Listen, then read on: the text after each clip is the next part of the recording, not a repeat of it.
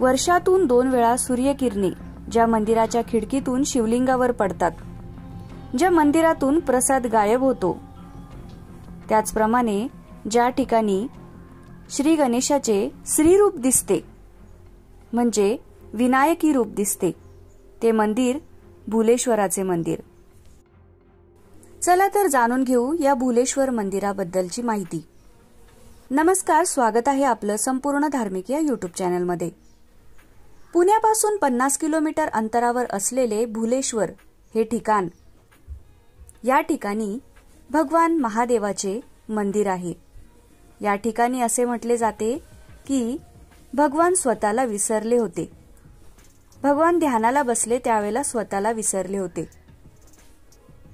भुलेश्वरचे मंदिर पुरंदर तालुक्यातील माळशिरस या गावाजवळ आहे. हे मंदिर दौलतमंगल या किल्ल्यामध्ये सामावले आहे. सह्याद्री पर्वताची उपरांग भुलेश्वरची रांग म्हणून ओळखली जाते. भगवान महादेव ज्या वेळेला ध्यानाला बसले होते तेव्हा माता पार्वती यांनी भिलिनीचे रूप घेऊन भगवान शंकरांना भुरळ पाडली होती. तेव्हापासून या मंदिराला भुलेश्वर म्हटले जाते. अशा अनेक कथा आहेत. असेही सांगितले जाते की भगवान श्री गणेशाने या ठिकाणी श्रीरूप धारण केले होते.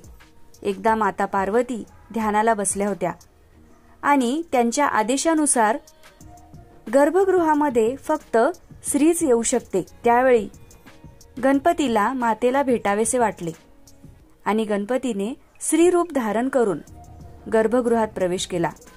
तेव्हापासून या मंदिरामध्ये गणपतीचे स्त्रीरूप बघायला मिळते, ते म्हणजे विनायकी रूप. म्हणून गणपतीला गणेश्वरी म्हटले जाते. भुलेश्वरचे मुख्य मंदिर भव्य असून ते एका पठारावर उभे आहे.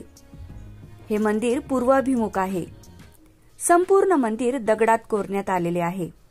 मुख्य मंदिरासमोर मोठी घंटा टांगलेली आहे. हेमाडपंथी मंदिरांच्या तुलनेमध्ये भुलेश्वर मंदिर उच्च प्रतीचे आहे. या मंदिराला भुलेश्वर महादेव किंवा यवतेश्वरही म्हणतात. मंदिराच्या सभोवतालची भिंत नगारखाना व शिखरे 18व्या शतकातील मराठा शैलीतली आहेत. या ठिकाणी मूळ मंदिराला भव्य प्राकार होता व नंदीचा मंडपही स्वतंत्र होता. या मंदिरातील आणखी एक विशेष बाब म्हणजे या मंदिरातील नंदीचे मुख हे महादेवाच्या विपरीत आहे. ज्या वेळेला महादेव ध्यानासाठी बसले होते आणि स्वतःला विसरले होते त्यावेळेला माता पार्वती त्यांना भिल्लिनीचे रूप घेऊन शोधत आली होती आणि नंदीने हे ओळखले होते. त्यावेळेला नंदी त्यांची मान डोलवायला लागला होता, म्हणजे ते माता पार्वतीकडे बघत होते. त्यामुळे नंदीचे मुख हे भगवान शंकराच्या विपरीत दिशेला दिसते.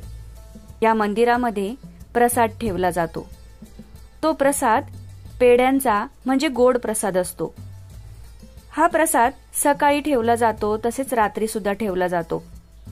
भक्तांच्या म्हणण्याप्रमाणे हा प्रसाद गायब होतो, म्हणजे प्रसाद महादेव स्वतः येऊन ग्रहण करतात असे म्हटले जाते. या मंदिराच्या गाभाऱ्याच्या बाहेरच्या बाजूला 3 सप्तमातृकांच्या समूहामध्ये गणेशाचे हे दुर्मिळ रूप बघायला मिळते.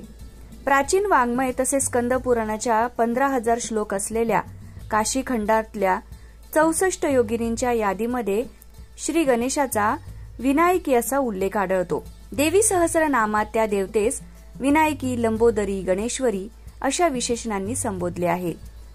शिल्परत्न या ग्रंथामध्ये विनायकीचा उल्लेख म्हणजे शक्ती गणपती केलेला आहे. महाशिवरात्रीला येथे भाविकांची खूप गर्दी होते. त्याचप्रमाणे श्रावण महिन्यात सुद्धा या ठिकाणी दर्शनासाठी भक्तांची रांग लागलेली असते.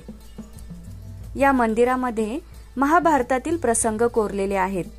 महादेवाला पार्वतीच्या सौंदर्याने भूल पडली म्हणून हे ठिकाण भुलेश्वर अशी ही आख्यायिका आहे.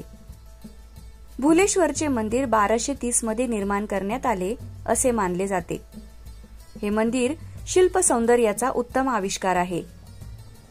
या मंदिरात विष्णू अवतार, मातृका देवी, गणपती, योद्धे, पक्षी यांचेही शिल्पांकन केलेले आढळते.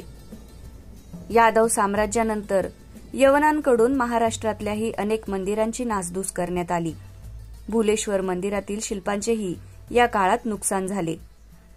हे मंदिर बेसॉल्ट खडकाने बनले गेले आहे. अद्वितीय मंदिर आहे. गोलाकार घुमट आणि मिनार यासारख्या इस्लामिक वास्तुकलेशी साधर्म्य असल्यामुळे ते इतर मंदिरांपेक्षा मशीद म्हणून अधिक दिसते. याला कारण म्हणजेच की या मंदिराची मूर्तीभंग होऊ नये, या मंदिराची नासधूस होऊ नये.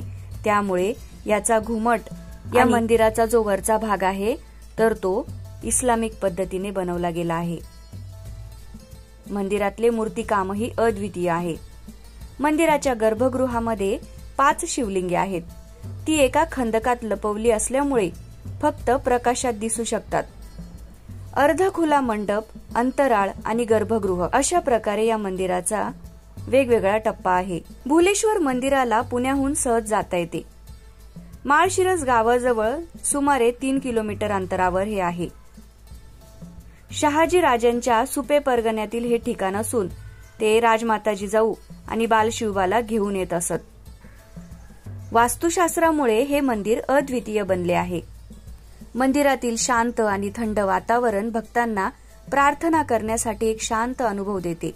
मंदिराच्या भिंतींवर दिसणारे शास्त्रीय दगडी कोरीवकाम मंदिराला पुरातन आणि ऐतिहासिक अनुभव देते.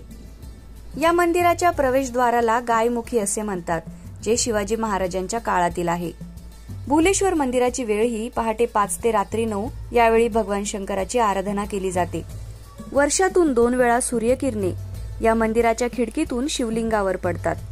24 मार्च आणि 16 सप्टेंबर या दिवशी.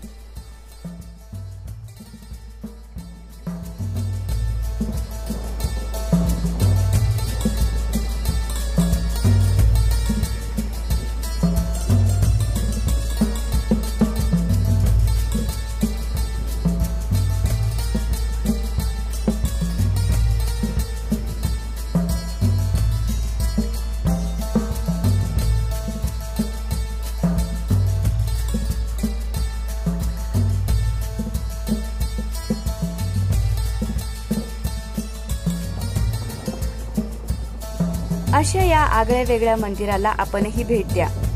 व्हिडिओ आवडला असेल तर व्हिडिओला लाईक करा, कमेंटमध्ये ओम नमः शिवाय लिहा आणि संपूर्ण धार्मिक या YouTube चॅनलला सबस्क्राईब करा. धन्यवाद.